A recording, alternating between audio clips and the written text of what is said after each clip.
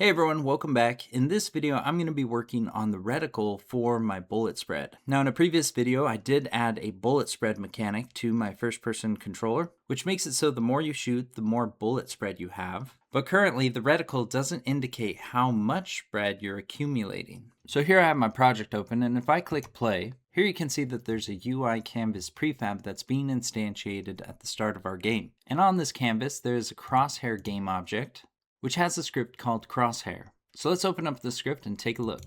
Now this Crosshair script was included in the low poly shooter pack, but it wasn't doing much other than a fade transition when switching from hipfire to ADS.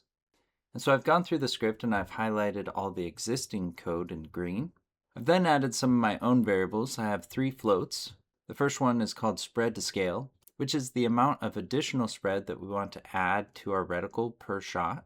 I then have max shot scale and shot return speed. This is for how quickly we want the reticle to return back to its initial position. I then have another float called shot scale and 2 more floats for a return delay timer. In the onEnable function, I'm initializing my return delay timer, and then I'll skip these next few lines for now and talk about them in a second. I then added a function which is called onShotFired. This function has a parameter of type float called spread degrees, and inside this function I'm resetting the return delay timer. I then have a local variable called kick, which I'm setting equal to 1 plus spread degrees times spread to scale. And finally, I'm taking shot scale and I'm setting it equal to mathf.clamp for the value I'm passing in mathf.max, which will be either shot scale or kick, and I'm clamping it between 0 and max shot scale. I'm then multiplying it by 10 to scale it up for UI space. And I'll probably make this into another variable. Now this onShotFired function we want to call every time the player shoots a bullet. But the problem is that our UI, or our Crosshair script for that matter, doesn't have a reference to our weapon script. And so to fix this, I'm actually going to use an action in my weapon script. So here at the top of the weapon script, I have this public static action of type float called shot fired. And if I scroll down to the fire function, here inside the if statement where I'm handling accuracy and bullet spread, you can see I have this if statement where I'm checking to see if shot fired does not equal null. If it does not equal null, then we want to invoke this action and pass in the spread degrees. With that, I can go back to the Crosshair script, and in the onEnable function and onDisable function, we need to subscribe to this action. So I have weapon.shotfired plus equals onShotFired. And now I'm doing the opposite in the onDisable function. This will make it so that our Crosshair script will be listening for any time our weapon is fired. Now the last part of our Crosshair class is this override function called tick. Now the Crosshair class inherits from another class called element, and in this class you can see that the tick function is being called inside the Unity update function. This essentially makes it so that this tick function is like an update function for this class. Inside this function, the first thing that I'm doing is counting down our return delay timer. These next few lines were here before and they handle the visibility of our crosshair. For my next line, I have a local variable called base scale. I'm setting it equal to our player character.getEquippedWeapon.getAccuracy.hitBaseSpread. And I'll multiply it by our UI scale. Now the reason why I need to get the hit base spread is because every weapon is going to have a different spread. Guns that are smaller and lighter usually have a smaller hip fire spread than guns that are really big and heavy.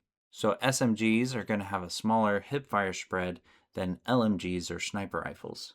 I then have an if statement where I'm checking to see if return delay timer is less than or equal to 0. If it is, then we want our shot scale to reduce back down to 0. So I have shot scale equals mathf.moveToward, and we're going between shot scale and 0 at the rate of shot return speed times time.delta time. Now the last part of code that I added to the script is this for loop where I'm going through each child of our Crosshair game object, and I'm setting the local position of each child to be vector3.right times base scale plus shot scale.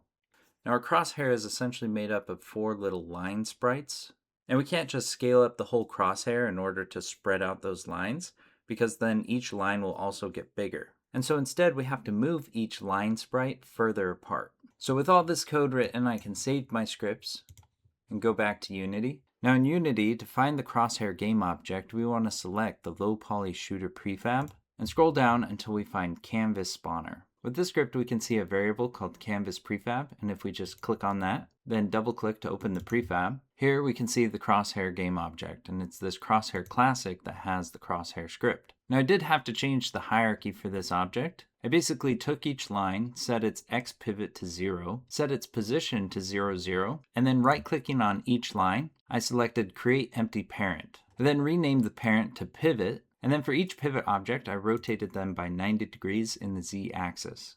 So I have one at 0, one at 90, one at 180, and one at 270. And if I increase their X position, you can see them spread apart without getting bigger.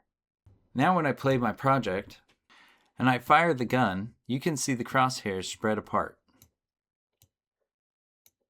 Now that's everything I'm going to cover in this video on how to make a reactive crosshair. Now if you like this video, give it a thumbs up and please subscribe to my channel.